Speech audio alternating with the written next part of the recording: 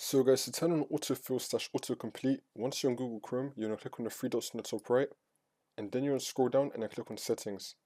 And now on the left hand side, you're going to click on Autofill and Passwords, and now you have a couple options right here. These can all be used with Autofill, so let's start with Google Password Manager. If you have any saved passwords here, it can autofill it for you. You may already have them, or you can just add them in. If you want to import passwords to Google Manager on this device, you could also select a CSV file. And now we're going to go back to the other tab. Now you have payment methods as well. You can do the exact same thing. You can turn on save and fill payment methods. You can turn this on. And you could also allow sites to check if you have payment methods saved. You can turn this on as well. You could also add payment methods right here if you want to. Now we're going to go back. And now you have addresses and more. You can add in your saved addresses here and it will just autofill for you when you're trying to type it in somewhere.